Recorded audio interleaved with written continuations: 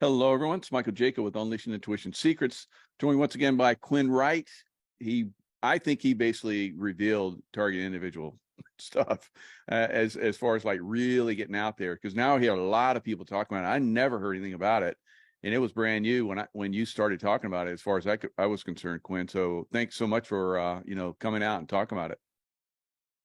Thank you for giving me an opportunity to come on your platform, because that's the important thing is being able to get on a show like yours can really bring awareness to thousands of people very quickly. So that was a big help.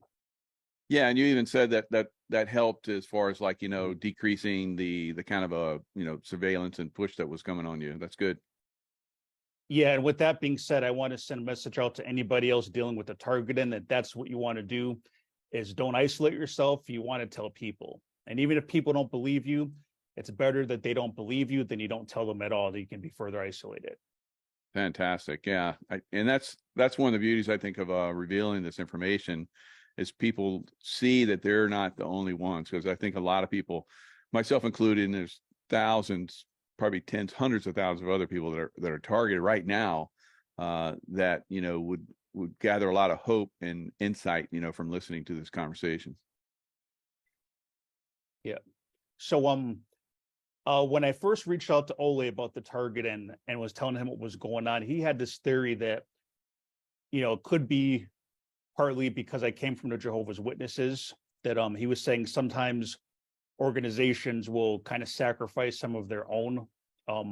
At first I didn't really think so, but the more that I looked into it, I think that there is a connection with the Jehovah's Witness organization. I've heard of some other XJWs that have talked about being harassed and followed, and so there could be a link. But what I really wanted to do and show kind of how it's connected is that when I became a target, I was forced to start doing research and start waking up. And when I tried to get help from the Jehovah's Witness organization, that's when a lot of things were revealed, and that's when I started kind of looking into them. And once I could kind of see the big picture of the Jehovah's Witness organization. And what I want to show is that to most people's surprise, this is going to be a shock, but they're definitely part of the New World Order. And if you listen very carefully, they're preaching kind of connections. Oh, good. Yeah. You're a little bit choppy, but just keep going.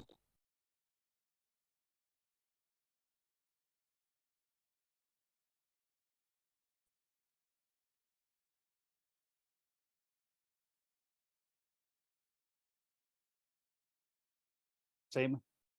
Still choppy. You're coming in better now.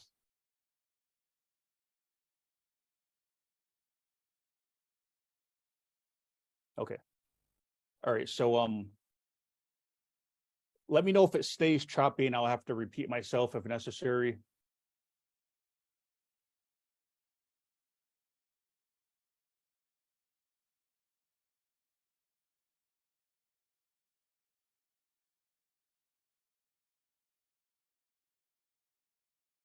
Okay, can you see my screen?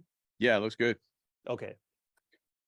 So the Bible that Jehovah's Witnesses use, unlike any other Christian religion, they don't call it a Bible. They call it the New World Translation. And when you speak to them, they do say the word Bible, but officially they always name it the New World Translation. And there's a connection with the New World Order. It's the same terminology. So now I'm going to go to the next one. So then back in the beginning of the Jehovah's Witness organization, they called themselves the New World Society. So again, that same terminology, New World Order, New World Society, secret societies. They're also connected with secret societies such as Freemasons, but that's what they used to call themselves.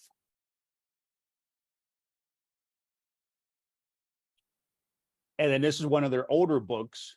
A lot of this old literature, they banned from their own members. They don't even want their own members looking at their old stuff. But you can find some of this old stuff online. And this right here is called Holy Spirit, the force behind the coming new order. So back then, they always used these terms, New World Order, New World Translation. And if you talk to Jehovah's Witnesses that have like maybe grandparents, they go way back generation, they'll say that back in the day, they would flat out say the New World Order is coming. They would actually use that terminology, New World Order. Wow. So they started to get away from it. So now if you talk to Jehovah's Witnesses, this is an article on one of their websites. And I just highlighted where it says the new system. So they stopped calling it the New World Order to kind of like be more discreet about it, and they call it the new system. So if you talk to Jehovah's Witnesses, they'll talk about, the new system's coming, the new system. But it's basically the same thing. They just switched out system for order, so it's not so obvious. Mm-hmm.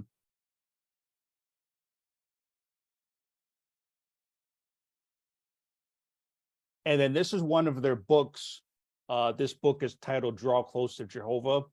And I just highlight it right here on the right side, where it speaks of God and it says, for his all-seeing eyes. They use that terminology a lot, talking about Jehovah, the God, saying, his all-seeing eyes. And the only time that I really hear anyone using the term all-seeing eye usually is like connected with the Illuminati. Not many other Christian religions use that term all-seeing eyes. Good points. And then you know how the deep state, they always they have to give you clues, because the way they understand karma or whatever it is. So they always do little things. Now this is interesting because this is a verse from their newest Bible. They rewrote the Bible about 3 or 4 times already, but this is their newest version that they came out with in 2013. And in this verse, it's Revelation 18:1. It says this right here, the second part of the sentence, and the earth was illuminated by his glory. Now, the only reason that's interesting is because they changed the word to illuminated for no reason. So I'm going to now go to their older version. So this is their older version. This one came out in 1984. And the translation said, and the earth was lighted up, not illuminated, lighted up. So they know that's what the proper translation was. Now, this next one is from the King James Version. And as it says here, the earth was lighted up. So they know that the translation is lighted up. But for some reason in 2013, they put the word illuminate in here. And this new version in 2013, there's quite a few instances where they just added the word illuminate or illuminating, like, and I believe it's giving that reference to the Illuminati because there's no reason for them to just change the translation and put that word in there. So, and this is another book that this used to be the old elders book, the congregation elders that run the congregations, and the regular pioneers. They used to use this book for their schooling, shining as illuminators. And it's not really that big of a deal on its own, but when you see that there's a pattern of these words being thrown in, illuminate, illuminating, New World Order, you can kind of see that there is a connection. Yeah, wow. So I want to walk anyone through this so that if Jehovah's Witnesses come to your door, you can show this to them from their own website. So if you go on their own website and search this video, it's called Jehovah's Witnesses Faith in Action Part 1. So just go to their website, it's jw.org, and you can search this video. And then what you want to do is you want to skip to exactly 36 minutes and 50 seconds. And what you're going to see on our own website is the pyramid and all-seeing eye. And I'm going to, I'll show you a bigger picture of it blown up. I don't know how clear it is on the screen, but basically you can see this is a pyramid. Mm-hmm. and at the top, the eyeball right at the very top. And this is just a clip of one of their old movies that they made, and that's what this is showing. This Faith in Action is just showing their history, but it shows a clip, and you can see the All-Seeing Eye right on their own website.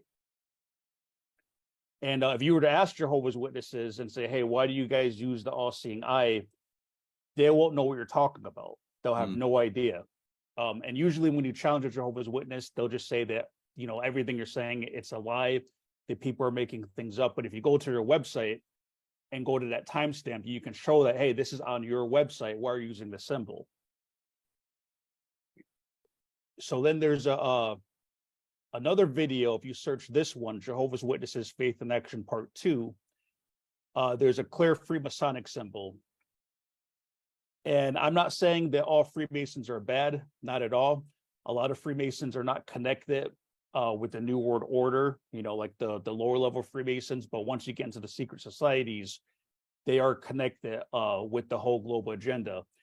And what you see here, if you go to this video, on their website, you can go to exactly 13 minutes and 42 seconds. And you can clearly see a Freemason logo right here. There's no question about it. That's a square and compass of the Freemasons. So the question is just, why are Jehovah's Witnesses using that symbolism as well? A lot of Jehovah's Witnesses don't even know what Freemasons are, and yet these symbols are kind of secretly planted in a lot of their literature. So this is where it gets interesting. So this is Google Earth, and this is a Jehovah's Witness assembly hall that they own in Denmark. And somebody, I think it was maybe about a decade ago, from Google Earth had recognized that from an aerial view, it appears to be an all-seeing eye and pyramid. Mm-hmm. And you can see the similarities because, like, on this to the left, at the top of this eye, you can see like those individual lines at the top of the pyramid. And you can see the grass is cut the same way in this convention, this assembly hall. The lines, like, it's detailed. So that's pretty much impossible that a building can be constructed this way by accident. And when it comes to Illuminati stuff, that, like, you can't do this type of stuff without their permission. So they're not going to just let an organization just do something like this. The only explanation for this is there has to be a connection. And here's a close-up on the center of the eyeball. So this is the stage right here. This is so if you go to Jehovah's Witness convention, wow. Yeah. Yep. So if you go to a convention, there'll always be a Jehovah's Witness on stage giving a talk. And you can see right here is like the center of the eyeball and the pupil of the eye.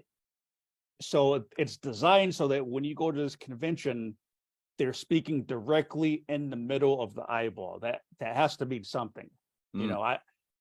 So I would say they're more connected with like the Illuminati than I think realize to have this type of detail. Yeah, that's indisputable. You've really nailed it. Good job.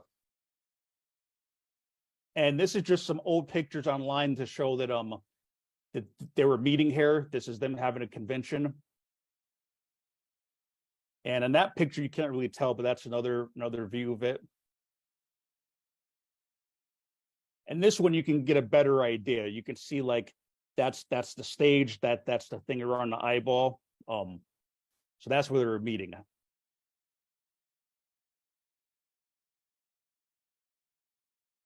So for anyone that wants to see this, this address, that's the exact address on Google Earth. I can't pronounce that, but that's in Denmark. If you type in the address on Google Earth, it will bring you right to this, and you can see it for yourself. So I have a pre-recorded video of me just zooming in on it.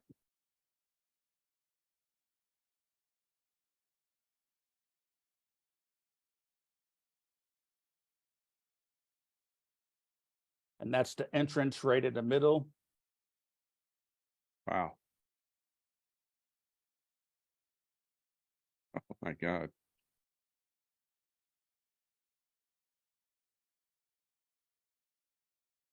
So Denmark, I thought it was an American corp, pretty much. I want to say corporation, but a religion.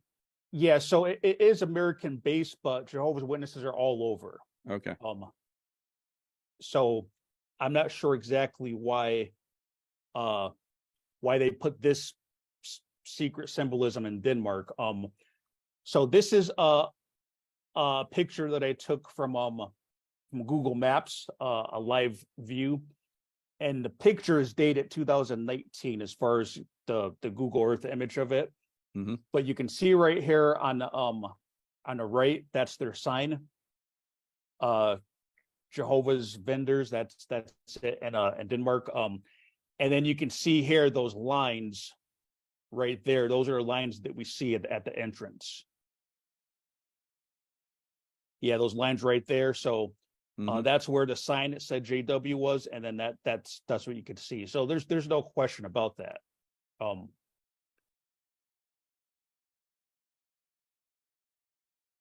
So this is Denver Airport. People who study Denver Airport, there's a lot of Illuminati and Freemasonic symbolism at Denver Airport. Mm-hmm. And this is the placard that's there because the Freemasons did build it. And as I said, not all Freemasons are bad. But it says under this Freemason logo, it says the New World Airport Commission. And when I researched this, there's no such thing as an actual New World Airport Commission. So some think that this is just there for that terminology, you know, New World Order, New World Translation, New World Society, New World Airport Commission. So it's kind of just that whole New World terminology. Now, the reason I am bringing you to Denver Airport, and this is where it really gets interesting. So Denver Airport has what people consider these creepy, eerie images, these big murals, and the meanings is kind of distorted where you can't really tell like what exactly is going on. Now, this one, I believe it's called Children of the Peace. And when I first seen this picture, I recognized it immediately because this depicts the exact same drawings in Jehovah's Witness literature. Jehovah's Witnesses always, yet they're always drawing something what they call the new system. They used to call it the New World Order, but now they call it the new system. And what they're preaching is that God is going to depopulate everybody except those who are not Jehovah's Witnesses, and is going to be Jehovah's Witnesses of all different nations. And that's what you see here. You see like people in different cultures, different races. And one thing particular to Jehovah's Witness teaching is they always teach how like the animals are going to be at peace. So they'll say like we can have a pet lion and tiger and animals are not going to harm us. If you look right here in the middle, you see like two lions right here. So people to go to Denver Airport, they're going to look at this and not really know what it means. But to a Jehovah's Witness, they would immediately recognize what this means, but they just don't know that their same pictures are at Denver Airport. So now I'm going to show you one of Jehovah's Witnesses' drawings to see what I'm talking about. This is what they've been drawing for over 100 years. You see people of different nationalities, different cultures. You see the tiger right here in the middle, depicting the same thing. And let me just go back for a minute. If you took this picture and maybe just cropped out this woman that's sitting next to the painting, and you show this to Jehovah's Witness and said, hey, I found one of your old pictures in one of your old magazines.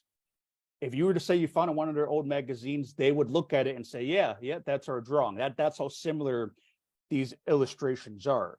And they would look at this, and if you would ask the Jehovah's Witness, hey, what is this?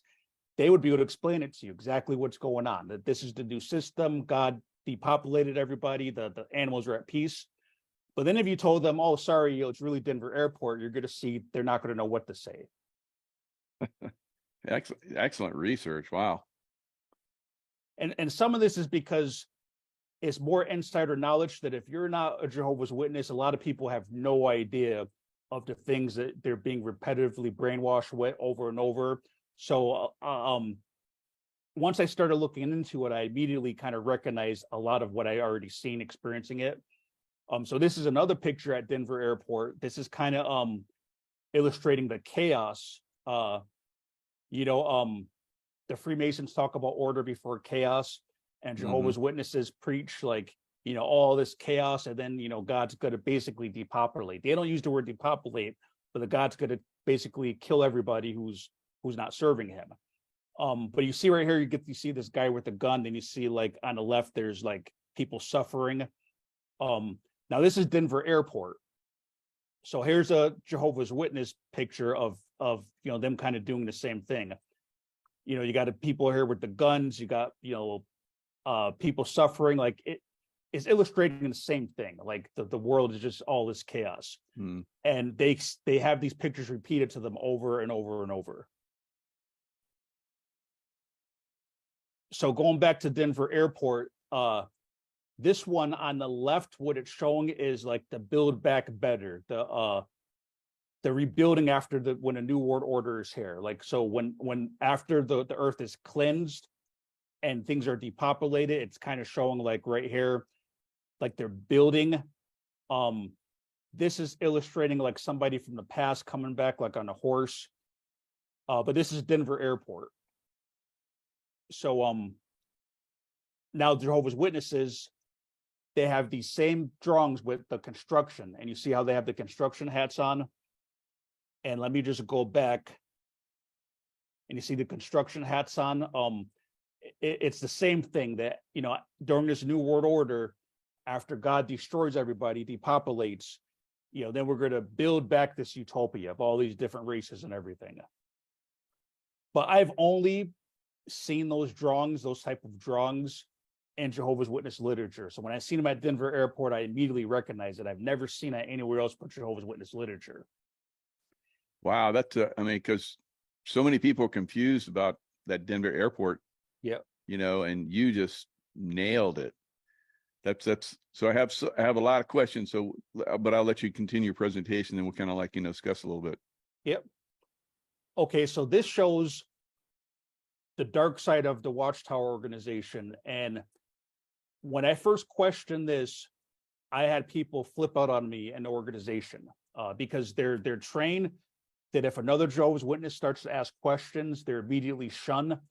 They're told like it's dangerous, and they completely cut you off. But this is the United Nations website. And what I did was I took a screenshot so that you can see at the very top the web address. If anyone wants to find this information, you can go to UN.org, the official United Nations website, and you type in that address. For some reason, when you try to search it, it doesn't really come up because like thousands of things come up.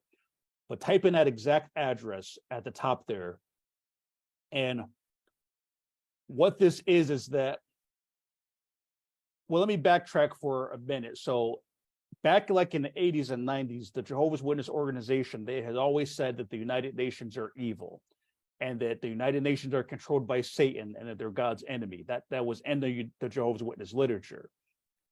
So what happened was in 2001, I believe, the magazine The Guardian, they came out with an article, and they somehow uncovered that the Jehovah's Witness organization was an NGO with the United Nations since 1992. So for 10 years, they were an NGO, partners with the United Nations, and NGOs are very powerful. So when the Guardian posted this article, within 24 hours of the article posting, the Watchtower organization pulled their membership out, because this would be serious damage control. If Jehovah's Witnesses knew that they were secretly part of the United Nations, the whole house of cards would fall down. Wow. And one of the reasons that Jehovah's Witnesses don't vote, for example, is because we're told the government is like, it's evil, it's bad. They respect the government, but they're told, you know, you can't vote because we're no part of the world. Don't get involved in government, like nothing like that. That's why Jehovah's Witnesses don't vote. That's why they don't salute the flag.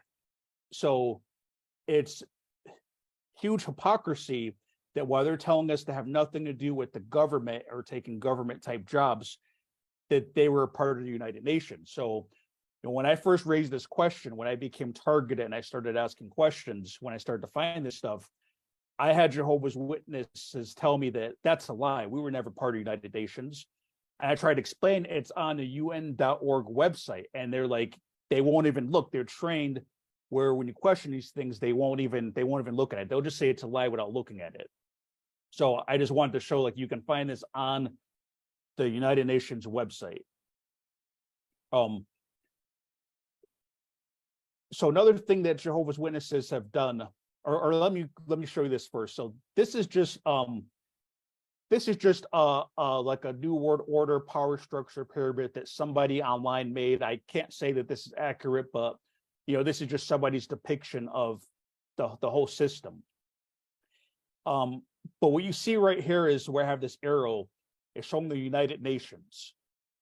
So if this depiction is right, this is how high up the United Nations is and this global new world order like agenda.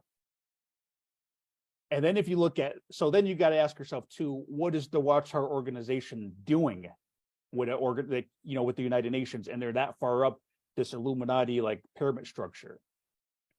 Now this top arrow is pointing at the very tip of the pyramid, and it says Council of 13. So there was another JW researcher, I forget what his name was, but he wrote a book, and I think the book was titled Watchtower and the Freemasons. I forget what the guy's name was, but he said that he traced the founder of the Watchtower organization's roots to the 13 families. The founder of the Watchtower organization, his name is Charles Taze Russell, and many people have said that he had Freemasonic connections. But this researcher said that Charles Taze Russell was part of these 13 bloodline families. So if that's true, then that's kind of what we're dealing with as far as the true roots behind a Watchtower organization, what they're involved in. And right above the 13 bloodline families, it's depicting, Lucifer himself, the all-seeing eye, the light bearer. And one thing Jehovah's Witnesses always talk about is they always change their doctrine. Like they'll teach a doctrine, and then like when they contradict themselves, they'll change it, but they won't say they're wrong. They'll say, oh, the light got brighter. The light got brighter. God gave us the light got brighter. And I think that's a reference to Lucifer, because Lucifer his name is supposed to mean the light bearer, the bringer of light. So it's always light, all seeing eye, seeing everything, lighting everything up, illuminating. So Jehovah's Witnesses, again, they use those terms, the light getting brighter, illuminating. Wow. So back to that one compound where they had the lines. Yep. Is that the illuminated rays, you think? Is that what they're trying to depict there in that all-seeing eye? And then below that, all the fields, the way they were like, manicured and they had the lines. Is that the rays like you see there at the all-seeing eye? That's a good observation. Yep. Probably it makes sense, because you could see whoever constructed that assembly hall, they did incredible detail, like the way that it's done. This is amazing. I've never seen anyone put this together like this. You did incredible research. Good job, Glenn. I think it's only with God's spirit, honestly. It's only with that. God's definitely directing you. So good job. Thank you, God. So this is an article you can find on JW website, their own website. And I want to keep emphasizing what you can find on their own website, because they try to say everything online is a lie. So when you can show them something on their website, it more so exposes it. So if you search this article on their website, jw.org, will life ever return to normal?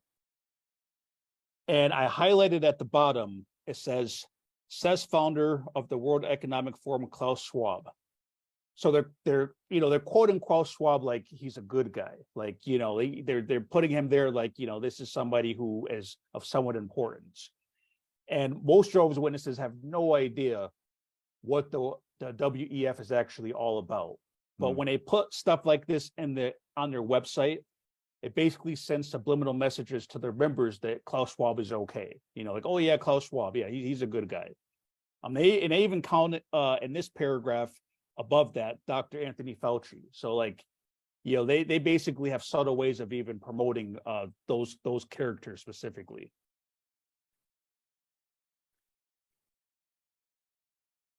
So this is how they keep the average Jehovah's Witnesses from not understanding that they're preaching the New World Order, they're connected with it. They tell us that conspiracy theories are bad. And I've seen one JW give a talk where he actually went as far as to say conspiracy theories are demonic, stay away from them. Mm-hmm. So if you go against their website, type in protect yourself from misinformation and this bullet point conspiracy theories. So at the bottom of this article, where it says the truth about conspiracy theories, and you see right here what I highlighted, why are they dangerous? So they tell their members that conspiracy theories are dangerous. Don't listen to them. And the Jehovah's Witnesses listen. They stay away from conspiracy theories because if the Watchtower of the organization says they're dangerous, they're demonic, they will just listen. They will just obey.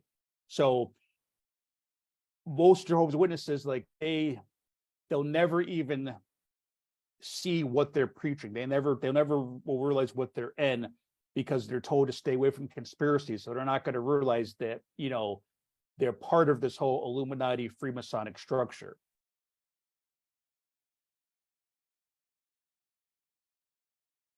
So this is the Georgia Guidestones, and it says many people are familiar with this one. This is the first thing I think it says: maintain humanity under 500 million. So Jehovah's Witnesses, they believe that they're the only ones that are going to survive Armageddon, Judgment Day, the apocalypse. And right now they claim to be at about like 8.5 million is what they claim to be. So they're constantly trying to get their numbers up.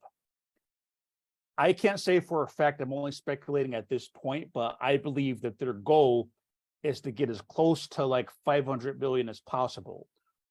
But it's not just Jehovah's Witnesses, is that a lot of those smaller religious, like the Seventh-day Adventists, maybe the Mormons, I'm not sure about them, but I think a lot of these smaller religions that were started like with Freemasonic connections, what I believe is that that's the New World Order's plan, is that they don't want to allow people to live that are concerned about their Second Amendment rights. People who are not going to want to take perhaps the deep state, they want, when they say 500 million, they want people that are going to be submissive, slaves, brainwashed, that would do whatever that they say. So Jehovah's Witnesses, they're working with a small number. They have 8 billion, but what they think is that God's going to basically depopulate everybody else. So this number under 500 million, that's probably what the deep state is thinking. Those are the type of people who they want, people who will just do whatever they're told. And one thing about Jehovah's Witnesses is that they're conditioned to be absolutely submissive, to the point where, for example, Jehovah's Witnesses are not allowed to have beards. They can have a mustache, but they can't have beards. And if you ever see, like, go to Jehovah's Witness convention or go online and look at their speakers, you'll see they're all clean shaven. And at the local congregation, like, if you have a beard, they're not gonna kick you out, but like they will punish you. They won't let you give meeting parts. They won't give you certain responsibilities. They have a problem wearing a beard. They say if you're a male in the congregation, you can't have a beard. Well, it doesn't make any sense because Jesus wore a beard. All the apostles had beards. Everyone who wrote the Bible wore a beard. God gave us to have a beard for a reason. Mm-hmm. Yet, just because the governing body of Jehovah's Witnesses, those are the leaders, all they have to do is say you can't wear a beard, and they're completely submissive. Oh, we can't wear a beard because the governing body said so, and God is directing them. That's how submissive they are. So forget about their right to bear arms or wanting a gun. They won't even wear a beard if they're told to. That is the type of people that the New World Order wants. So Jehovah's Witnesses don't realize, like, all this preaching, this is what they're preaching. They're preaching this New World Order. So, and I'm almost done. There's not too much left. This is one of their old study books. When you want to become a Jehovah's Witness, you have to study a book, of course, written by them, which is kind of basically a agreeing to all their doctrine and saying you believe it before they let you get baptized. So this was one of the older books that they had called You Can Live Forever in Paradise. So what Jehovah's Witnesses believe is that only a small amount of people are going to go to heaven, but the majority of mankind is going to live forever. They're never going to die. They're going to live forever on earth, forever. Their immortality is what they're talking about on earth. So this has been their theme for over 100 years. And this right here is their newest version. If you go to their website, their newest version, this is a book you can download online, Enjoy Life Forever. So again, that theme is they're trying to live forever on earth with never dying. That's what they were selling people, living forever. Now, this is where it's connected to the New World Order. So notice this article right here. It says Microsoft patents details tech that could turn dead people into AI chatbots. So what they're starting to do, and this is just not covering the whole basis of it, but you know, the deep state, they're trying to figure out how to unload or how to download people's consciousness into computers and stuff like that, and basically live forever through transhumanism. So this is the start of it. They're going to start collecting data, or they're already doing it, and they're trying to create basically like a digital chatbot of someone who have died. And this picture right here, this is from a TV show called Black Mirror, where they did a TV show on it. And this TV show, they went as far as actually having like an actual clone of the person, not just a chat bot through her cell phone, like actually making like some sort of a clone, what someone's consciousness downloaded into it. And I believe what Jehovah's Witnesses don't realize is that this is what they're preaching. They're being promised that they're going to live forever on earth and never die. So this is a recent Watchtower article. This is one of their magazines that they're studying. I believe this is the April 2023 Watchtower magazine. You can download it from their own website. And I just highlighted this point here because it's talking about, you know, their promise of like living forever. And this is talking about what they believe the resurrection is. But it says here where I highlight it, it says, think of how well Jehovah God must know us in order to recreate us with our personality and memories intact.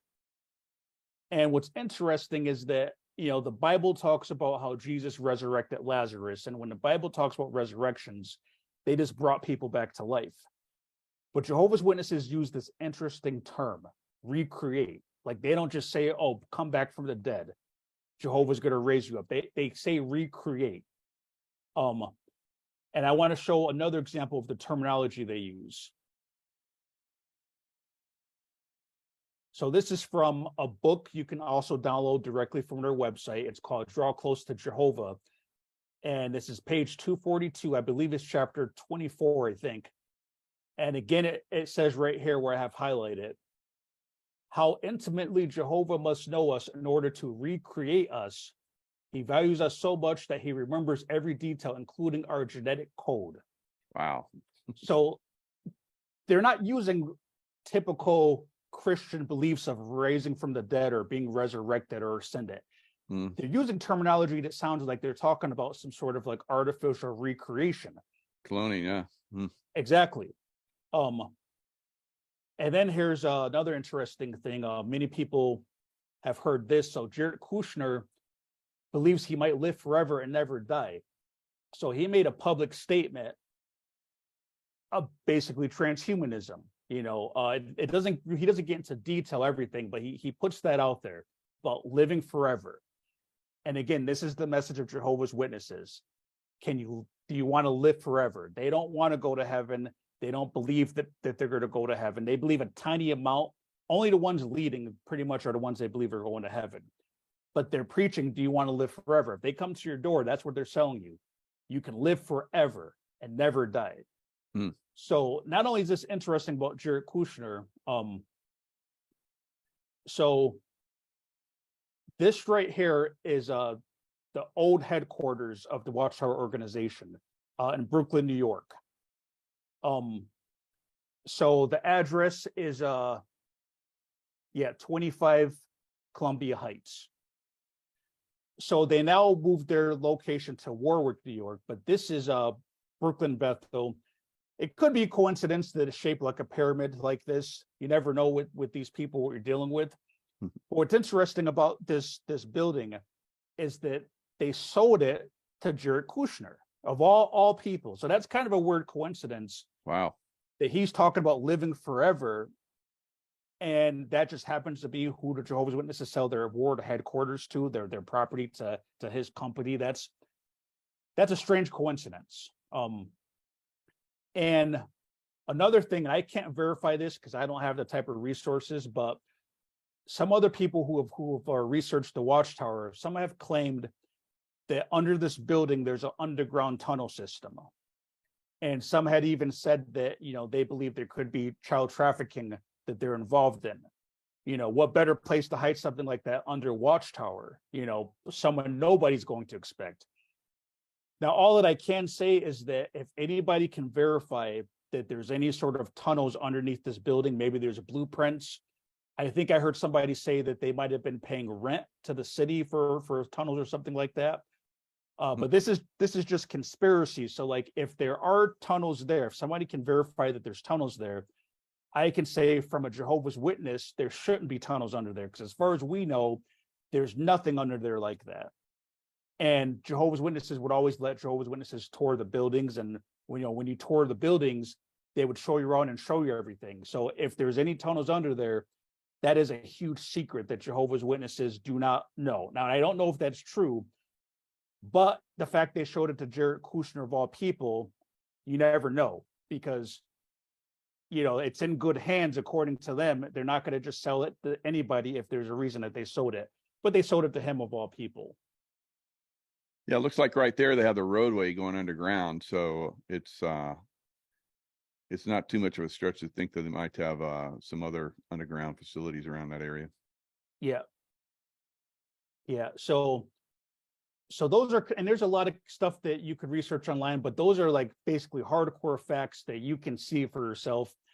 They're connected with Freemasons. They got the symbols on their website. They're connected with the Illuminati. There's no way that Assembly Hall was constructed like that by accident. Yeah, they're definitely part of the deep state, and I think that's the agenda. If Jehovah's Witnesses come to your door, you can ask them, hey, do you guys believe you're going to live forever? And they're going to start talking about it. They don't realize they're talking about transhumanism, but they're going to start talking about living forever. And they don't call it depopulation, but if you ask them, is God going to destroy people? What they're going to say is that, oh yeah, all the wicked are going to be destroyed. But once you study with them and get involved in all their teachings, what they're saying is that God is going to depopulate everybody, most likely under 500 million, and only Jehovah's Witnesses are going to survive, and they're going to build back their New World Order. And I also believe that Jehovah's Witnesses are not the only, again, part of that group. They think that, but I think Seventh-day Adventists and some of these other smaller groups, I think they're all part of that Georgia Guidestone number. But basically, once I got targeted, and again, and I started looking at stuff, I've had other Jehovah's Witnesses that I felt were involved in my targeting, and that's when I really started to look into them. And once I started to figure stuff out, I even started to question other Jehovah's Witnesses. They were my friends, and as soon as I started to question people, they completely turned against me. Right away, they're like, that's dangerous. That's dangerous. You're not supposed to look at it. And I kept saying, well, why? If the organization is not hiding anything, why is it dangerous? And like, they all act the same way. It's sort of like if you've seen the movie Manchurian Candidate, how like all the everyone who was involved with Raymond Shaw, his unit there, if somebody asked, what's Raymond Shaw like? They would all say the same exact thing. Raymond Shaw is the most honorable person, like, and you can tell that like it was like a switch got snapped or switch got flipped, where if once someone asked about Raymond Shaw, they immediately went into this whole dialogue on how good Raymond Shaw was. And just like in that movie, that's how Jehovah's Witnesses started to act. When I started to ask questions, it was like a switch went off, and they flipped out.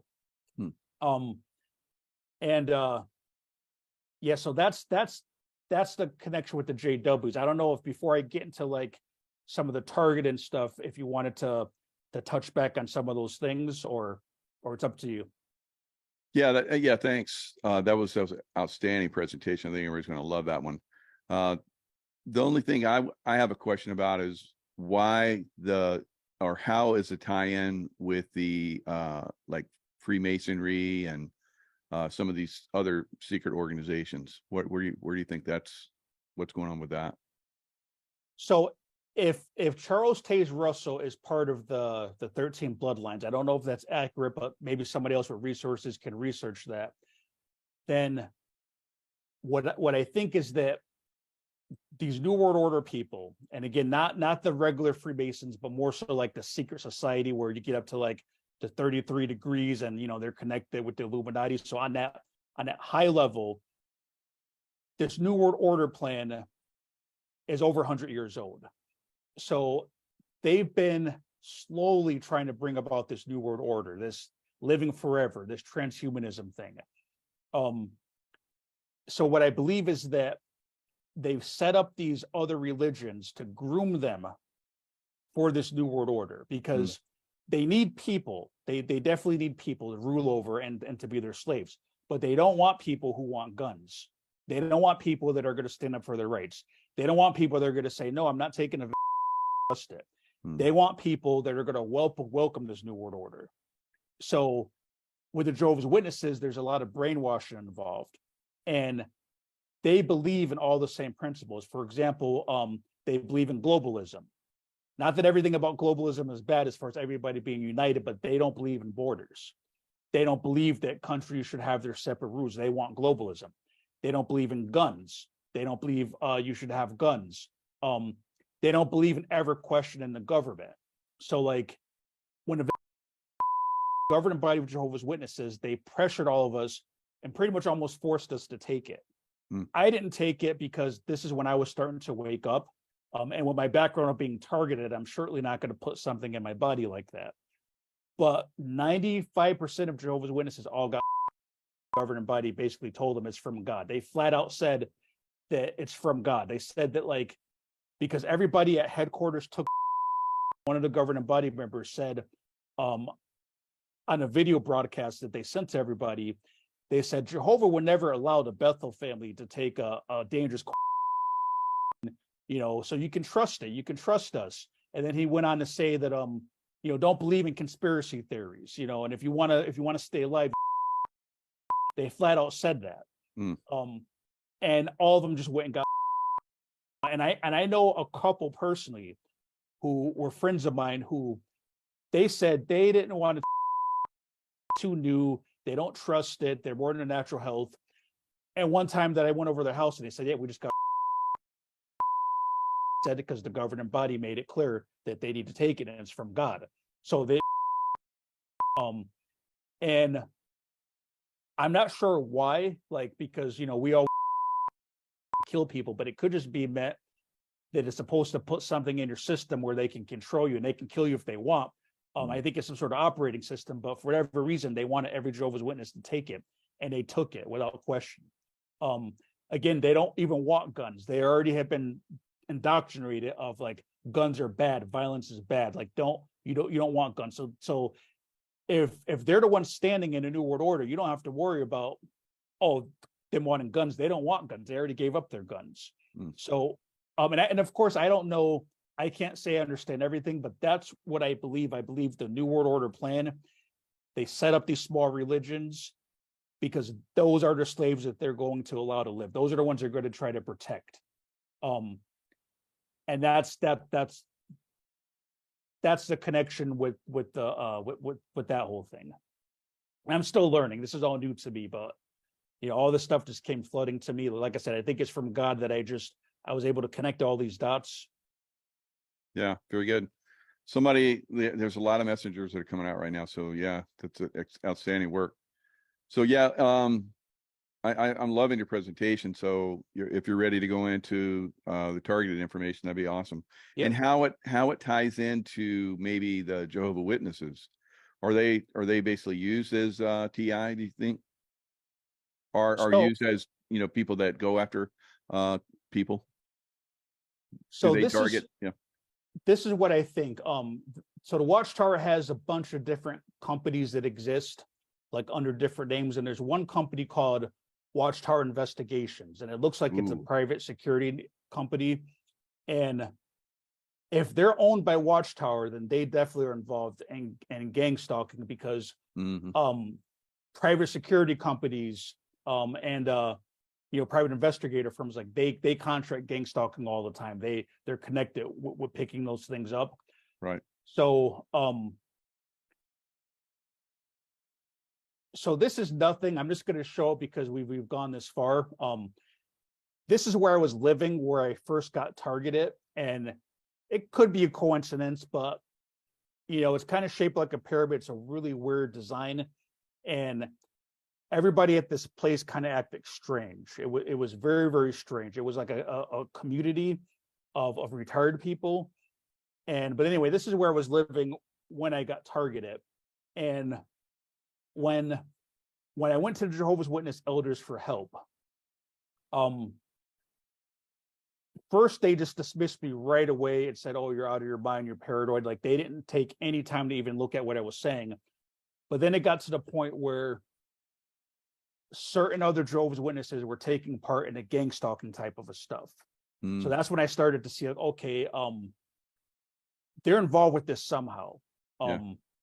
And I don't know, like, if they were just recruited, because the fusion centers, they will go into your neighborhood and tell people you're on a watch list and you're a criminal. Like, they put the lies out there. Mhm. And I mentioned before in the last interview how, like, they can use deep fake technology too, so they can make up anything they want to make up and plant anything on you to turn people against you. Right.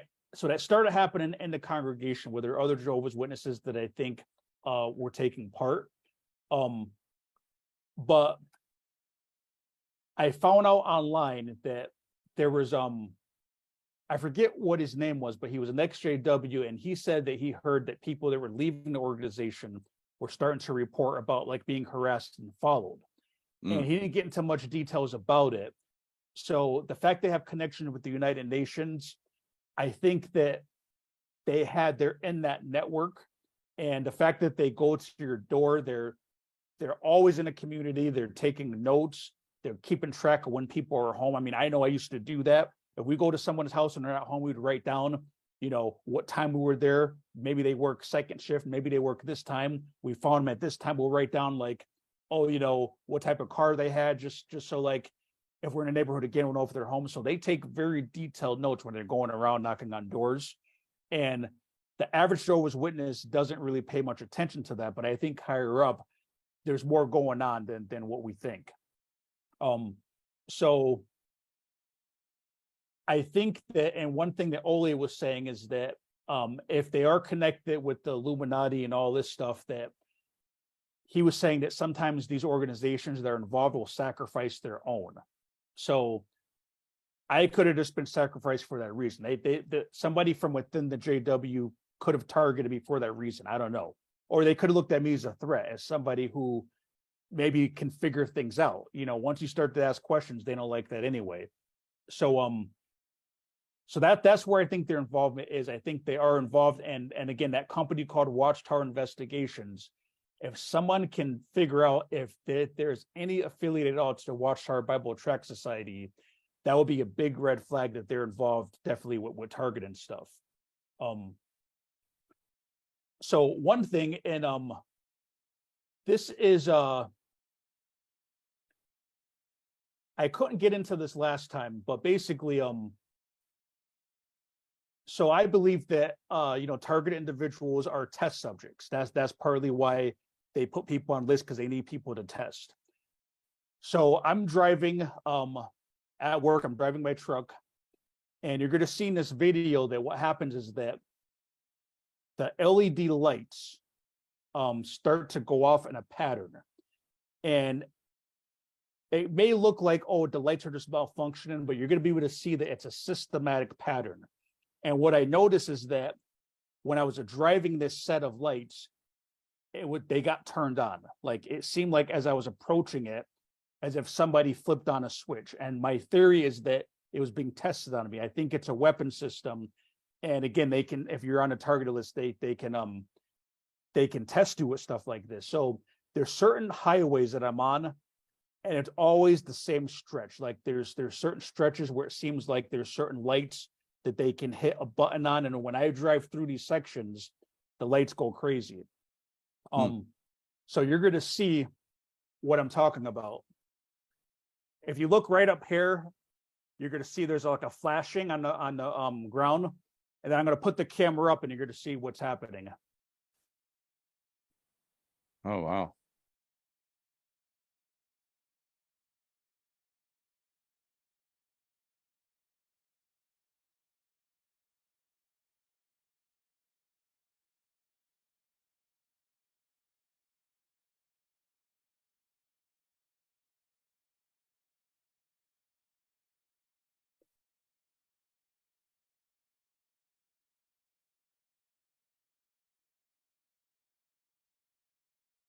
And you can see it's systematic. It's not like a malfunction. It's like, it's a pattern.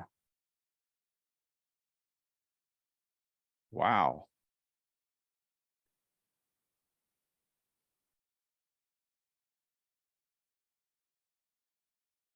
Yeah, it's not happening for the other cars. That is crazy. So one thing too is that I actually felt it, because when I get hit with like directed energy type stuff, sometimes my face gets numb. Yep. And I feel sluggish, and that's what happened. So as I was going through it, I felt my face getting numb and sluggish, the same type of feeling I get when I'm at home. Oh, wow.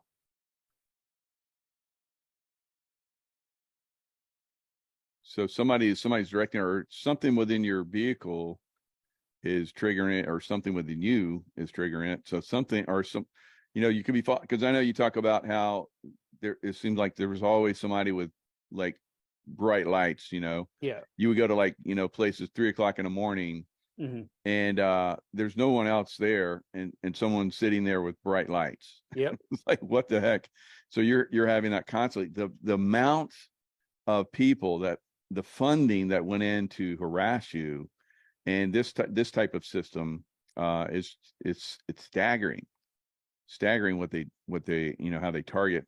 And this is you, one person. They do this to, like we're talking about, tens of thousands of people all over the world. So I want to show too that it's ending now, but what you'll see is that the LED lights, like they're putting up all over the country, those are the ones that are doing it. Once I get to these older lights that are more like an amber color, that are not bright LED, it stops.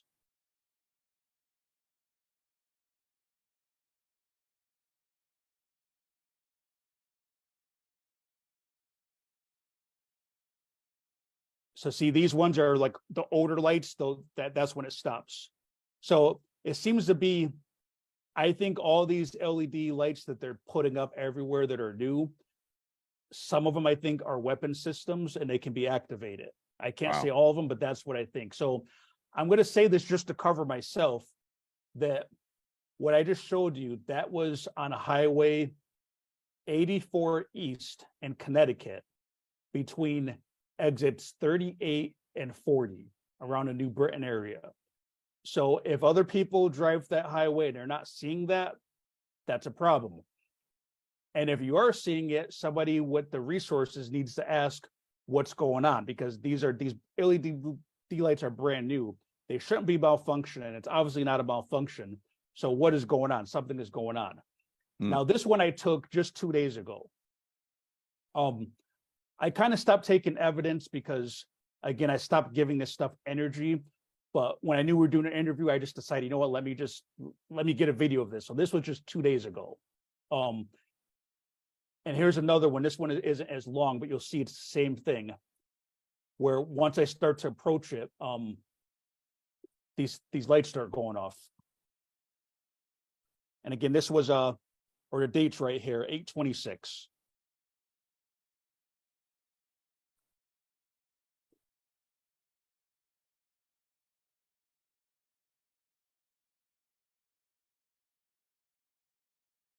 They did start it before I got already up to it, but I seen it when it started. It wasn't doing it, and once I started to approach it, then it started going off.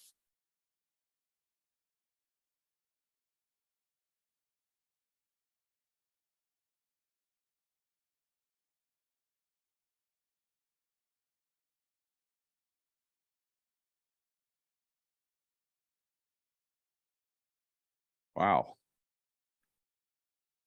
That That is, can't be good for your health. no. So that one, and again, just to cover myself, that was a highway Interstate 91 South in Connecticut between exits 37 and 36. So if you live in Connecticut, if you're a white hat, if you're a good guy and you live in Connecticut, drive by that highway. And if you're not seeing that when you drive by, then why is it happening when I go through that? And if you are seeing it, what's going on? So another thing is, I think that could also have to do with, everyone's worried about 5G and 5G being like a weapon system. I think that a lot of these LED lights are weaponized, and it's so hidden, it's perfect. If that's a 5G weapon system, they can hurt people, they can do things to people, they can radiate people, and you will have no idea because Wow. it's a street light. So you think that's why they're pushing the LED light so much? That's exactly why. And I want to show this too. So I showed this last time, but I want to show like how it's kind of similar. So this was my CCTV camera showing how my neighbor put the LED light on his house, and it's pulsating too. And it's right here in the middle. Mm-hmm. So like, I feel like it's the same type of thing. It is genius. Whoever came up with this idea is genius. Put a weapon system and an LED light. It's undetectable. Nobody's going to know that. And even this right here, I can say that when I went outside and looked at this, it wasn't flashing. It was only the infrared lens that showed it was pulsating out. When I went outside and looked at my house, it was just stationed. It didn't blink or anything, but the camera caught that it was emitting something. So that's something they're constantly trying to hit me with, whether I'm driving or, again, even in my house. But it's got to be connected. And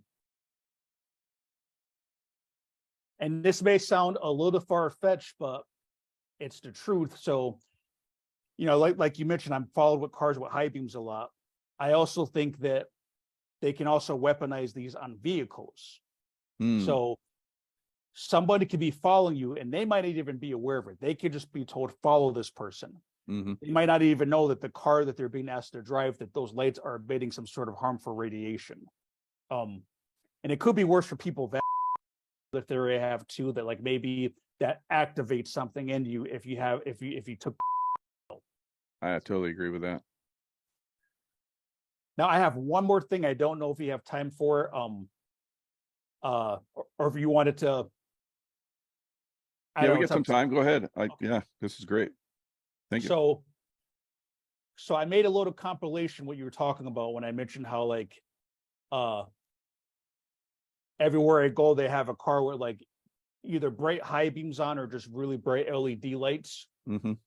And so when this kind of stuff happens, the thing with the targeted individual program is that if you were to hang out with me for one day and I were to point this stuff out to you, you wouldn't get it because you'd have to see that it happens every single time I leave my house. Mm-hmm. And when you see that it happens every time for weeks, that's when you can start to see, okay, the odds of this happening every time you leave the house are impossible. Right. So you can never just show somebody something one time and they will be able to get it. They can't get it because they haven't had it put in front of them over and over and over and over. So and I will say before I play it that this has calmed down since I've done your interview the first time. So things have improved.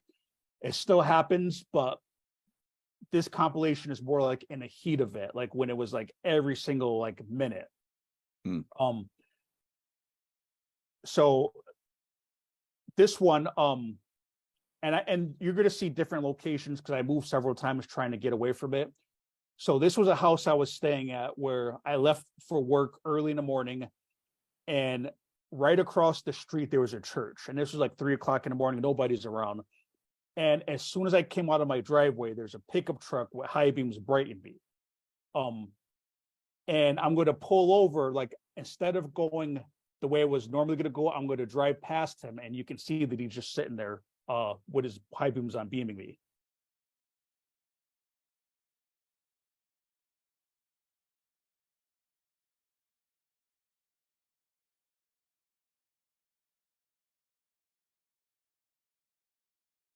So normally I'd go straight, but I'm turning just to collect evidence.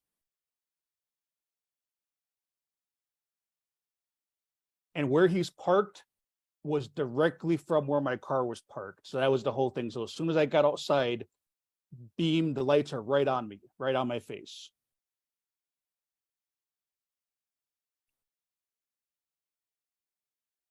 And then in this one, there's a car brighting me, but he's parked like in the breakdown lane, but he's parked so close to the road that it's looking like he's coming at me head on. So they were kind of trying to intimidate me, like the way the road curved, it really looked like he was going to hit me head on. And they always want to keep you in a fight or flight state, but you're going to see like how he's parked on the wrong side of the road just to try to like, to make me think he's coming head on.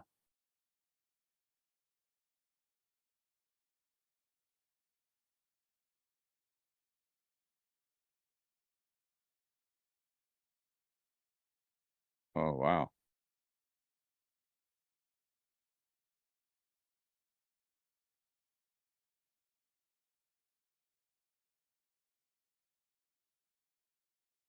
So you can see where he's at. He's really not in the road, but he's parked against the traffic. So he's already legally parked. So he did that on purpose. And you can see how close he is to the road. Like that was definitely intentional.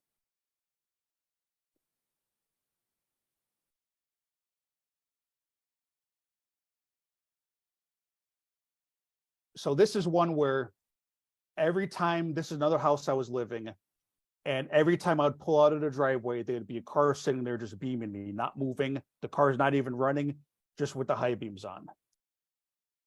And it's to create this psychological effect that as soon as I leave the house, I'm constantly having these bright lights in my face. So I'm backing out of the driveway, and then you're going to see as soon as I turn around, I'm being beamed.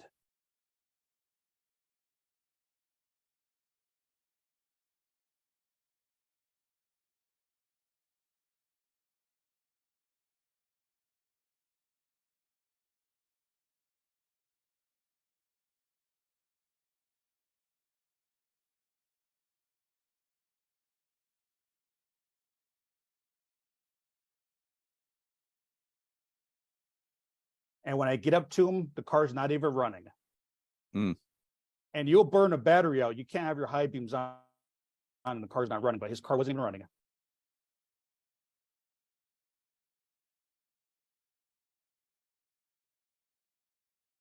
So this next one is the same house. And I put on my shoes. I say to my wife, I'm going to take the trash out. So, they're listening. When you're at Target, they're listening, through your phone or whatever. So they know that I'm going outside just to take the trash out. And just for me going outside to take the trash out, they'll make sure there's a car beaming me when I take the trash out. So I'm on foot.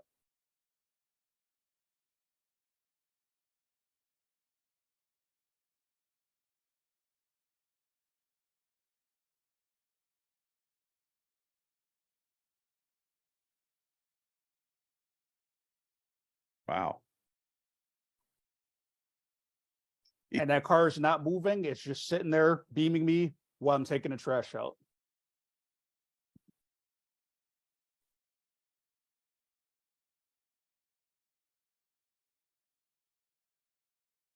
And one thing that's obvious is sometimes I would like antagonize them back.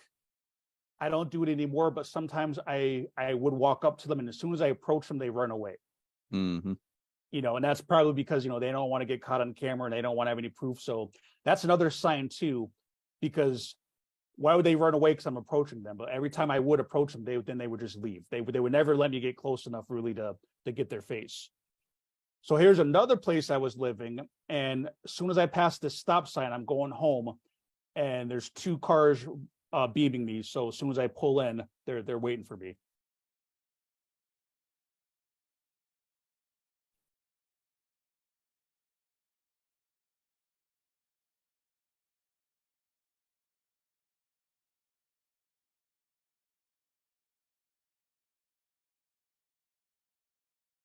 Now, in this case, what I purposely did was I already passed my house, but I was trying to get close unexpectedly. I was trying to see them.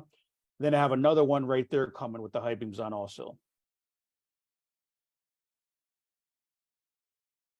And that one is not moving. He's just sitting there to let me know that I'm being watched. But he's sitting in the middle of the road.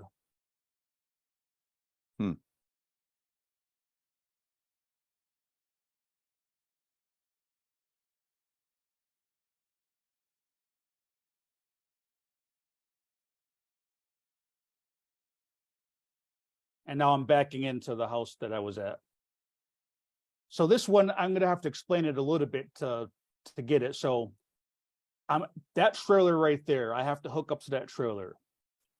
So I went to the office, I got my paperwork. I don't got a trailer on, but the trailer I'm going to pick up is already known. So the people that are targeting me, they already know, because everything's hacked, that, okay, I'm picking up that trailer number and it's right there waiting for me. So I'm driving to hook up to that trailer, and I'm driving past a Target parking lot. Behind where my truck is at, there's a Target parking lot. And there was nobody there with lights on. But once I hook up to that trailer that's positioned right there, and my truck is facing straight, they got a car planted exactly across from me, beaming me, like in that one spot, like right on that truck. Wow. So I'm going to kind of just fast forward it so you get the picture better. So that's the trailer. So now I'm turning.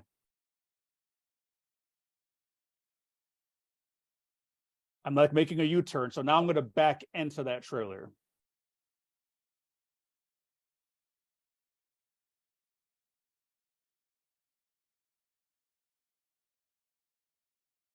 So this is me turning around to hook into that trailer.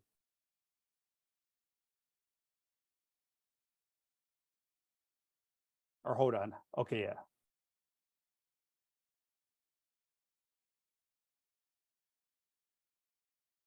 And you see that was that same point we looked at. Right where you see the trailer was, like in the middle by itself. Now directly across, there's one car beaming me. So the whole time I'm hooking up my cables and hooking up, my lines to the trailer, I'm being brighted with high beams on as I'm trying to work. Jeez.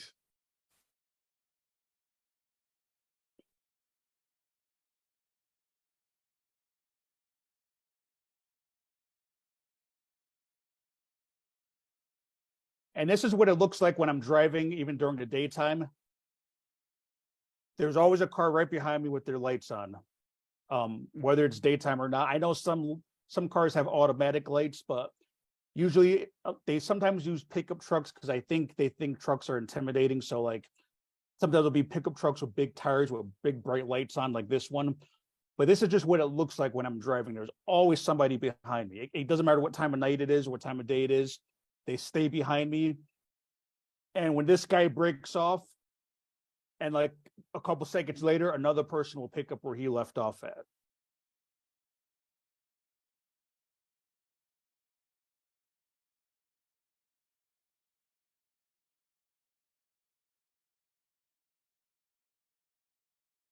So if that happens once or twice, it's not a big deal. But when that happens to you for 3 years, it gets to you. Like, they won't let you be alone no matter what time of day it is.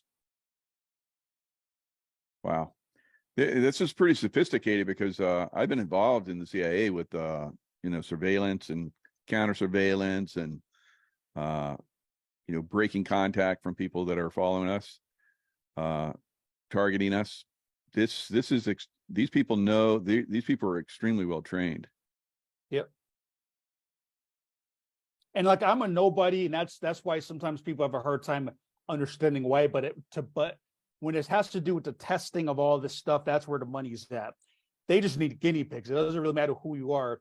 And if you're Mm-hmm. nobody like me, it's better for them because, if somebody has a big name, it's harder for them to get away with this kind of stuff. So like being an absolute nobody, that's what makes you a target. The fact that you are nobody, they can experiment on you. Yeah. So yeah, this is highly trained surveillance and then harassment. So I have you've seen some of these guys, and sometimes it's just one person. Do you see two sometimes? I almost never see two.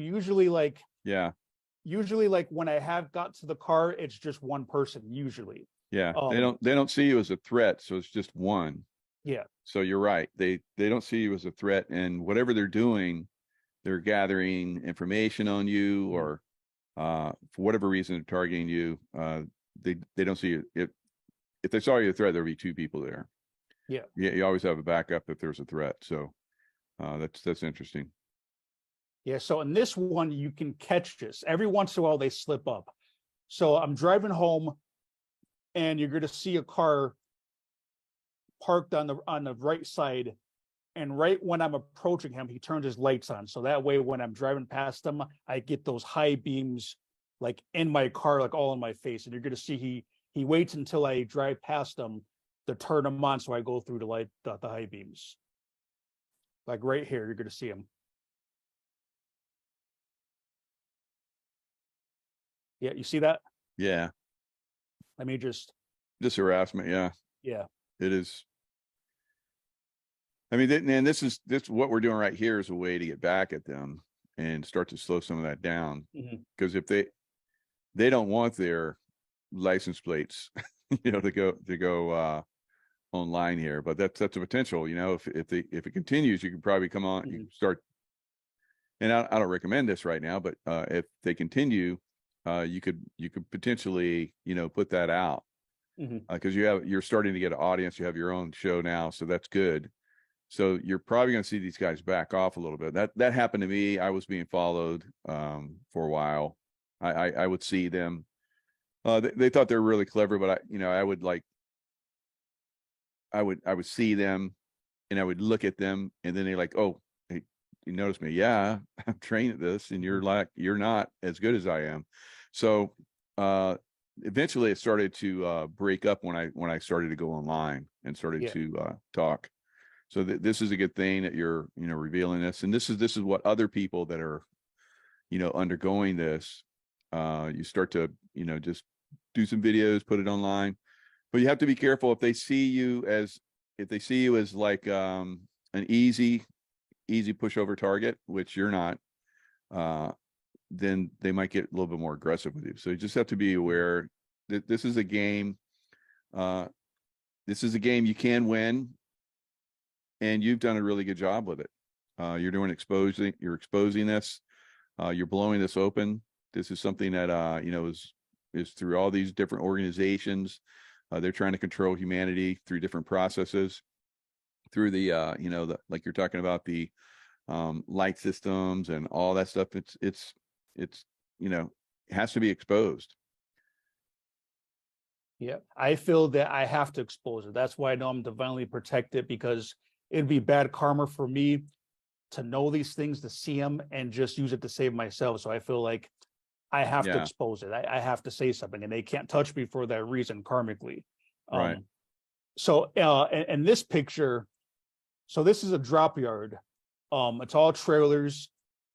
Different trucks come here just to pick up a trailer. So on the right side, this is the the front of the trailer, and I'm hooking up to it. So what you're looking at here is the passenger window. So I'm facing straight, hooking up to this trailer. Again, they know what trailer I'm going to get because I'm getting text messages from work, pick up this trailer in this lot. So this pickup truck, and as you can see, this is a drop yard. He's parked completely sideways, pointing his high beams into my truck. Like you can see he's parked completely sideways. So again, as I'm coming to this place, there's only tractor trailers. There's this one guy in a truck with his high beams on me, watching me. And this is, and again, like I can make 10 or more stops a day when I'm driving. And it's impossible that everywhere I go, this is going to happen, especially at a place like this where cars shouldn't even be back there. But before I move on, you see this, you see where he's at, right? Right here in the middle. Yeah. Yep. Face me.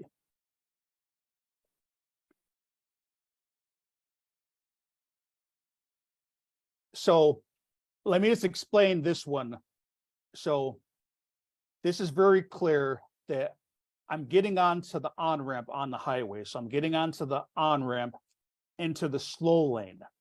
So I'm not in anybody's way. I'm not going too slow. I'm just getting on the highway. So this tanker truck that's in the middle lane, he starts beaming me from lights turned backwards to blind me while I'm driving. And nobody can say it's road rage because it wasn't like I was in his way because I'm coming on the on-ramp in a slow lane. He's passing me in the middle lane, then slows down to start trying to blind me to run me off the road, probably just to scare me. He knows I'm a skilled enough driver that I'm not going to crash, but I could have ran off the road. And then you're going to see that when I try to move out of his way, he puts on another light to blind me from that side. So you can see, like, as I try to get away from him, he keeps blinding me. Okay, so this is the on-ramp.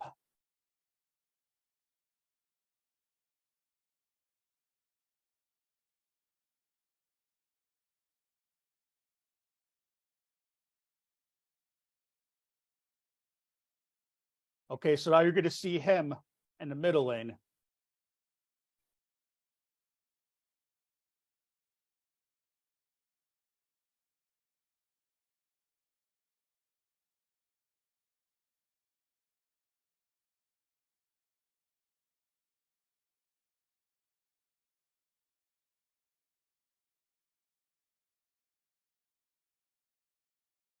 Oh, wow.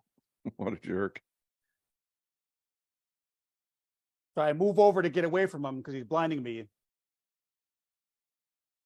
Now he blinds me from another light on that side. I go back to the other side. He blinds me with two lights. Jeez, I've never seen anything like that. That's crazy. And do fellow truckers sometimes do this kind of crazy stuff? It can happen, but it would only happen in a road rage situation. So say, Yeah, like, if right. I was in the fast lane going too slow, he may do it because I'm in his way. But that's why I want to emphasize the fact that I was getting on the on ramp. There was no altercation. There was no reason for him to get upset. Mhm. And he was already blowing along in the middle lane, slows down and starts blinding me with lights turned backwards. And it's the same thing, bright LED light. So that's the pattern. And that's how I know it's harassment, because it's the same thing of just being blinded. Wow. So this is very interesting. This is where I live now. And when I moved in here around like March. And when I first moved in, the neighbor did not have these lights, or at least they weren't on or that we've seen. After living here about a week, he put these LED lights on a staircase. And nobody old lives in the house, because I've seen the people in the house. It's nobody elderly or anything like that. But these LED lights, they put them so that they're shining directly into my bedroom. So this window right here, this is my current bedroom. And the reason I sleep in the front of the house is because with being targeted and everything, it's safer that I'm in the front of the house when I'm asleep rather than in the back. It's safer to be in the front. So, and my wife left because, she turned against me because of the whole JW thing. Once I started questioning, she just disappeared and won't, so she's no longer here with me. But when this happened, I verified with her. I said, those lights weren't up when we moved in. And she agreed, like, no, they weren't in. So after we moved in, they put these lights up. And I'm going to show you what they look like in the daytime. Then I'll show you what they look like in at nighttime.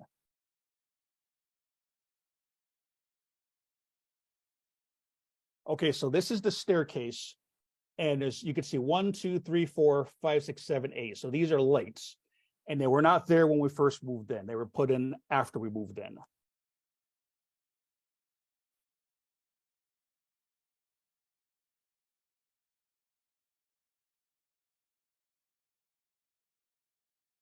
Okay, so now this is in my bedroom, and I'm going to show you how it looks at night, what's coming in right on my bed when I'm sleeping.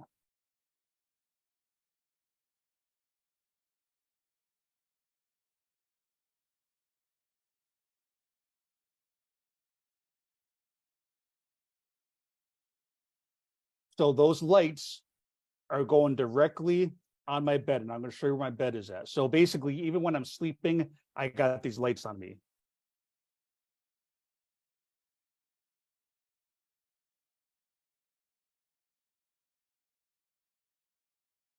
Right on me, right on the bed. Wow. So I want to say too, so when I showed earlier videos, every time I'd leave my house, there would always be like a physical card there with the lights on it and what time of day it was. And what they did with this is they no longer have to take that risk because now they can say I'm good at collecting evidence. So by putting those lights on that staircase and my shining in my broom, it gives that same psychological effect. So they don't have to have a physical person sitting there. That's automatic. So now as the psychologically try to torment me, they're on all the time on me. And that's the point of it. Hmm. And this is the last one. So if anyone is skeptical, you're not going to be skeptical after this. So this is my back porch.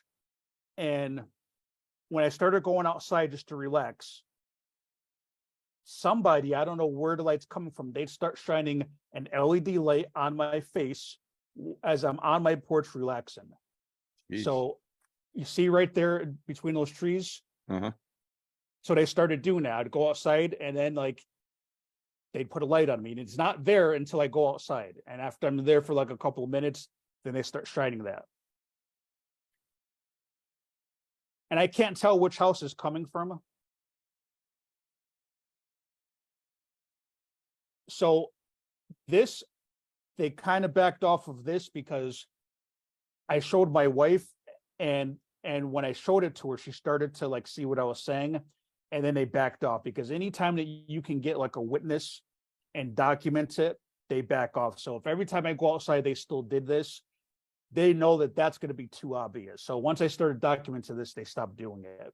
But there was a time recently where I forgot to take the trash out like before I went to bed. So at like 3 o'clock in the morning, I got up to take the trash out.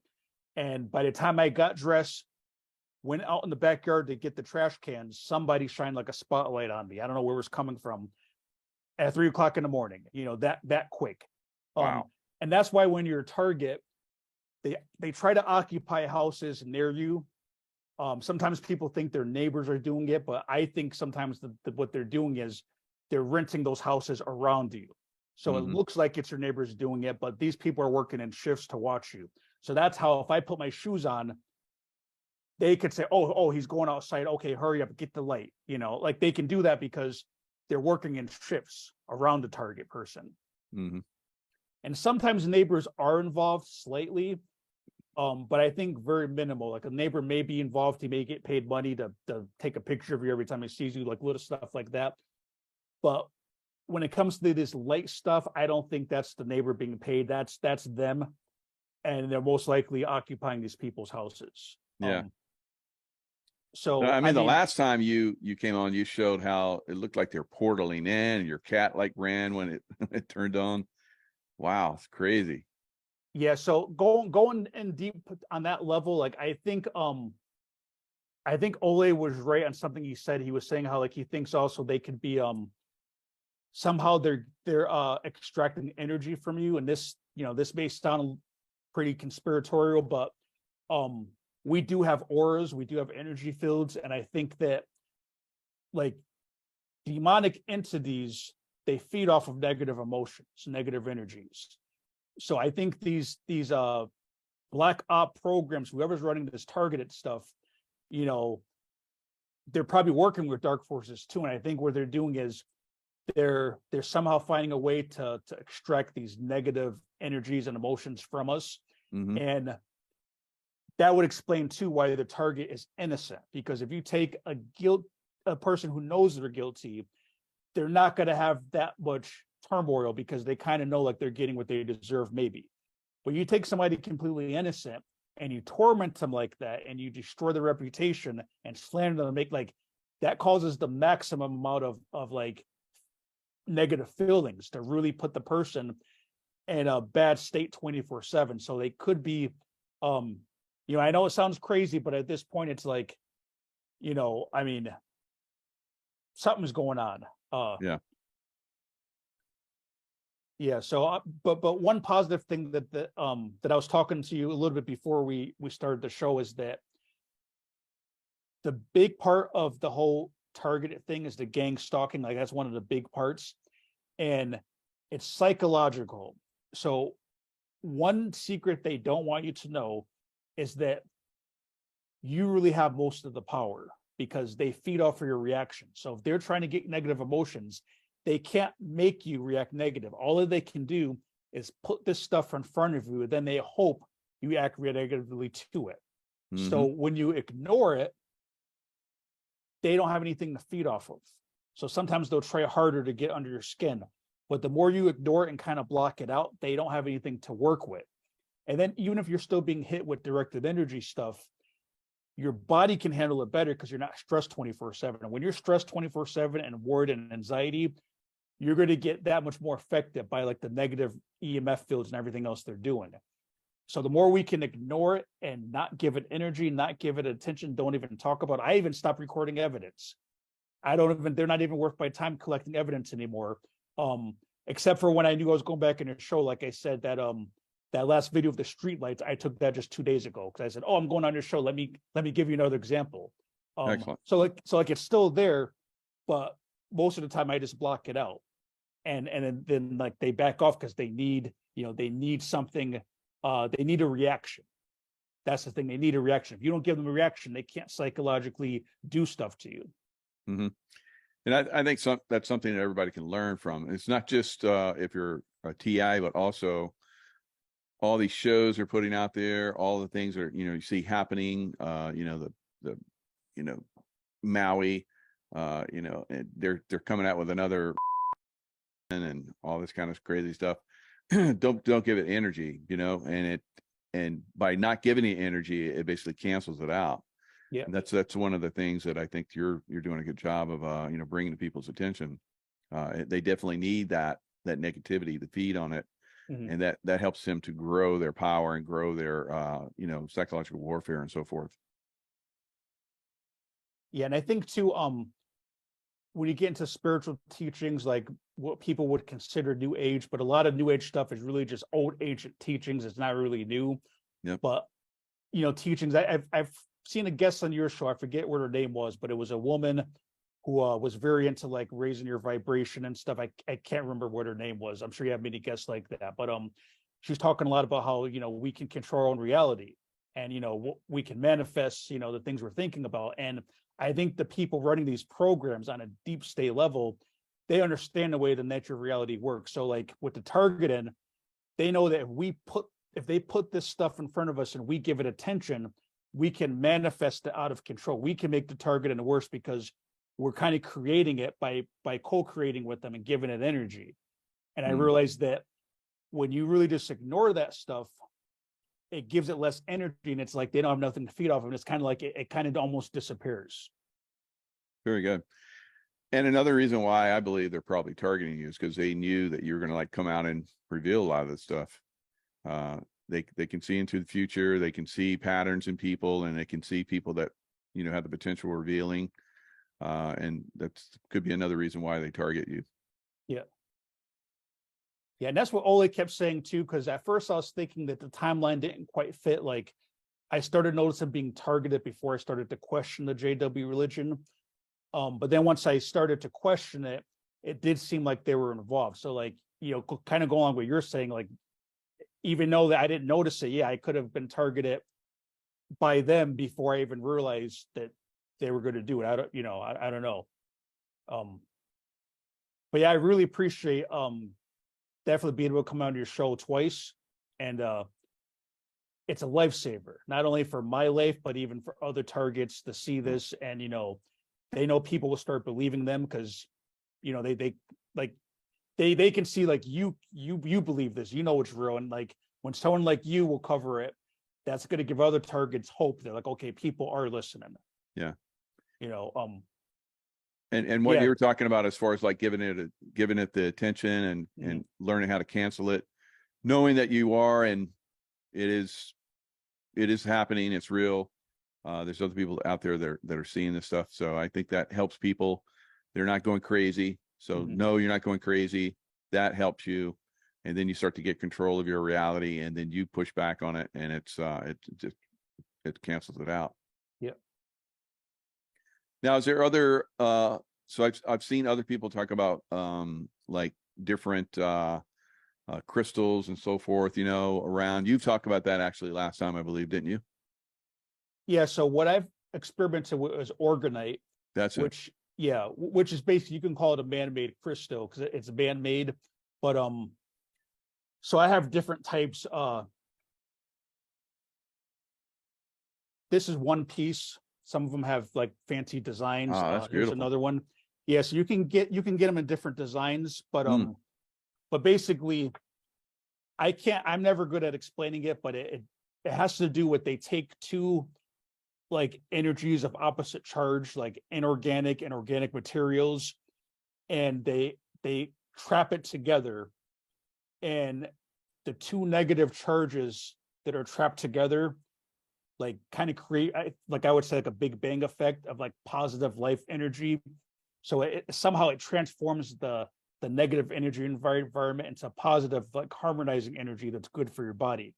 So if you're being hit with some sort of negative microwave radiation, whether it's targeting or just like cell phone towers, it basically it can just harmonize that energy so it's more conducive to your body. So it does make a difference. And so with targeting, yeah, it's definitely, like, I always have it near me. As soon as you said that, it's like I said, I got several pieces right next to me. I stay close to it, and creates a good energy field.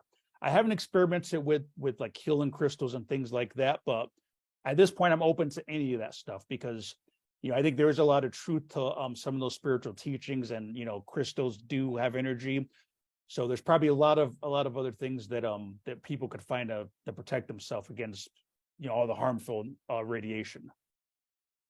Yeah, somebody made a comment in the chat that maybe one of the other reasons why they target you, there's not as many positive people there in your area. What do you think about that?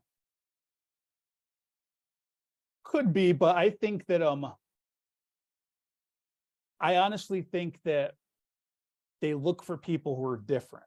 That's what I think. So I think that like they want everybody in their database, every type of personality. So I think that like it also could be a profile thing. Like, okay, I'm a Jehovah's Witness, but I'm not as brainwashed or asleep as the average Jehovah's Witness. I can think for myself.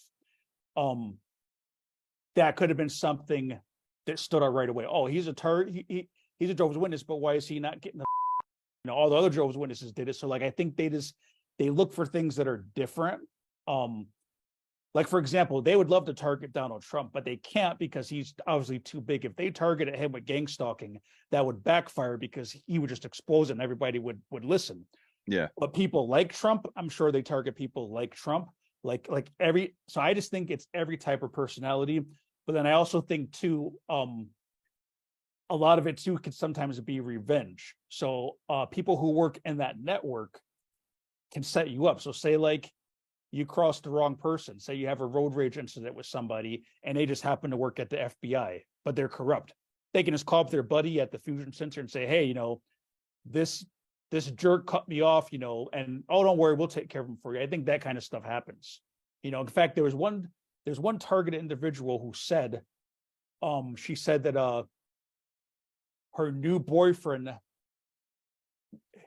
or I'm sorry, her ex-boyfriend's new girlfriend made a threat and said, I have friends in high places. And she said 2 weeks after that, she got targeted. So she thinks it had something to do with that.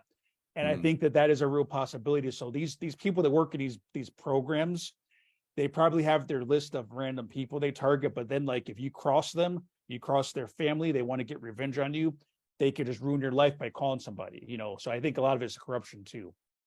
Yeah. And because you're with Jehovah's Witnesses, they're probably they're curious to see why, and they're still kind of harassing you to get some kind of reaction from you. Yeah. So they're studying you. That could be a good reason why, because they don't normally have people like break free from that. They're so good at programming and brainwashing people, obviously, that they're like, why did this one not work? And so that could be another reason why there's many different reasons. I mean, who knows? Yeah, and I think that's part of the torture too, because it keeps you in that negative state, because the first like year or two I got targeted, every day I woke up, why me? What did I do? They got the wrong guy. And then I'm thinking like, maybe they'll figure it out. Maybe they'll figure out they got the wrong guy and they'll stop. Maybe they'll stop today. Like, and you never stop thinking about it. And I think they know that if they never tell you, that's part of the harassment. They like that because then you're constantly thinking about them. If they told you why, it'd probably be easier to deal with it. Okay, that's why. It's because I cut that guy off, or because of this or that. So they purposely will never tell you. They'll never tell you. And that just causes more distress not knowing why, especially when you know you're innocent and you want to defend yourself. Like, I wish they would tell me, throw some charges at me. I want a chance to defend what are you saying about me that's got my neighbors looking at me like that, and having me followed like I'm Osama bin Laden. I want to know. A real criminal doesn't want to know. A real criminal wants to avoid what they did or what they know they did. They want, like, please tell me. In fact, if one of my neighbors knows something, I would pay him. I would say, hey, here's $1,000. Please tell me, what the heck are they telling you? But they know that. And they don't want the target to defend himself, because the target is innocent. These are innocent people being destroyed. So they want to make sure that you can't ever defend yourself. Right. All right, Quinn, this has been amazing. Outstanding reveal. If people want to contact you, how can they? Well, I still have my that channel I created just for target and stuff. But right now, because I do have problems sometimes with emails and stuff like that, but like they can contact you too if they want to call me directly. If they really they want to contact me to, even for an interview or something like that, you're a safe place that they can contact, and you can just have Tracy forward it over to me. Ole too, or just like on the website, which I'll give you the link for that again. But right now, because one thing about targets is that they do a lot of crap. So like, if I just gave out say like my email, they would just flood it with all types of stuff so that I can't, like, they just play games like that. Totally. Yeah. But I do have one thing that I wanted to plug this for an ex Jehovah's Witness out of the UK. She's working on a documentary in the UK about the Jehovah's Witness organization. Oh, nice. And it's going to be a good documentary because they're going to focus on, like, people who are in it, that are going to be able to explain like exactly how they brainwashing, how it actually works from the inside.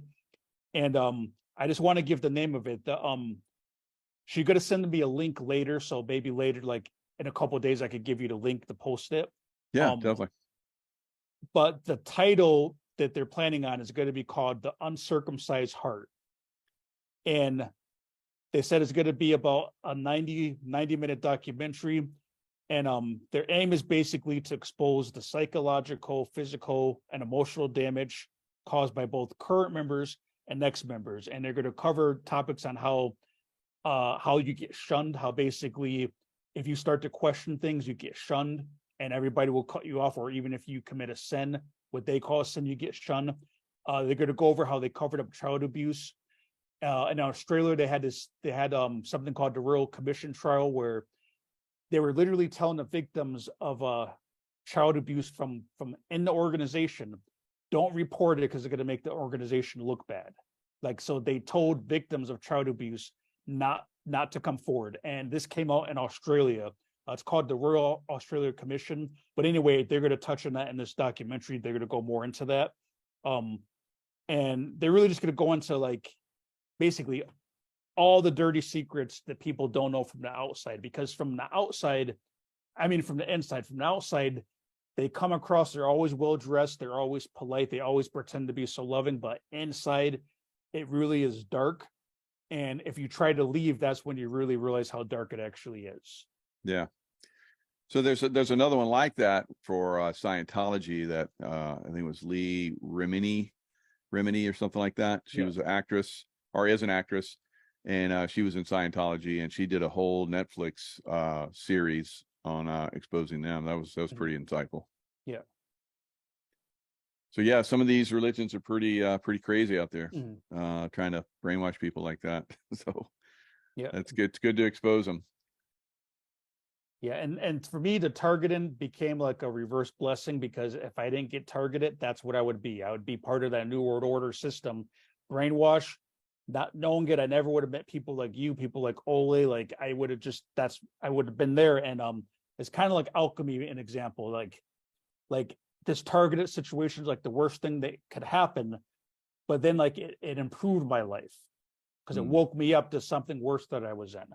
So it kind of caused a reverse effect for them. Instead of them downgrading my life has actually improved, because good. it was more of a positive thing, waking up to a bigger conspiracy than the target in itself. That's good. Good to hear. You're very positive on this. I love that. Good job. And yeah, so we'll put the links in the description box, and when you give me that other link, we'll put that in there too. That'll be great. That's the reveals just keep coming and Mhm. exposing all of this criminal activity. Really, it's Yeah. criminal activity. You're being criminalized, harassed like that. It Mhm. should be stopped. So have you ever called the cops or anything on any of these people? I almost did, just because of my vehicle has got damaged like 3 times. And like just the kind of games they play. One day I got brand new tires. They cost $1,300. Brand new tires on the way to work. When I got home from work, there was a bunch of broken up glass in my driveway, little pieces of glass. And it's the place I'm living now. So the video I showed, you see the neighborhood. It's a quiet neighborhood. It's not like a downtown area. What are the odds that the same day I get brand new tires, now somehow there's a bunch of like little pieces of glass all over the driveway? And those are the type of things they do. I mean, that I couldn't report because I didn't puncture the tires. Um, but they did other things like where I have a minivan and the door. It's hard to explain without looking at it, but basically Mm, they do like they damage stuff like that. And the last time yeah, they did something, I was just going to file a police report because it is uh what's the word, vandalism. right. Um, so I asked I'm in a process of going through a divorce, but I asked my ex-JW wife, like, if she could go with me to the police station when I report it, just because she was a witness of some of the other things done. And she won't even talk to me again because of the whole JW thing. Like now she left, she shunned me too, just moved out. Um, and that's how they treat you. When you start to Yeah, question organization, they're not allowed to talk to you anymore. And the reason they don't want yeah, you talking to people like me is because they know you're gonna other members may start to wake up and they don't want that. So like right. they're told don't talk to them. They're evil. Satan's got them. Mm-hmm. They're gonna die in Armageddon. It's the unforgivable sin. Yeah, that's got to be super frustrating. But a lot of people that have left some of those organizations have said the same thing. They lose their spouses, don't come with them. Mm-hmm. Even their children, disown them. It's got to be tough. Yeah. Oh yeah, Wow. with Jehovah's Witnesses, they're not allowed to talk to their children if their children get shunned. So if their children get shunned because they committed a sin or they start to question things, they're literally told you can't talk to your children, literally, unless they're under 18 and they still live at home, and they follow it. So you could have a mother that will never speak to her daughter again when they had a close relationship because the organization told them, but they believe it's from God. And that's where the brainwashing is. They believe whatever the governing body is who, that's what they call themselves, the people running Watchtower. And they believe that they are appointed and led by God. So whatever they say, they believe God is inspiring them to say it. So whatever they say, they listen. And that's dangerous when you have a situation like that. Yeah. Wow. Okay, my man. So yeah, stay safe and love your work, and if you get some more good leads or more insights like you had this time, we'd love to have you back on. Thank you. Appreciate it very much. And yeah, I'll definitely stay in touch and look forward to the next time. Outstanding. Yep. All right, everyone. Hope you enjoyed the show and look forward to seeing you guys next time. You know the deal. Stay in the love vibration.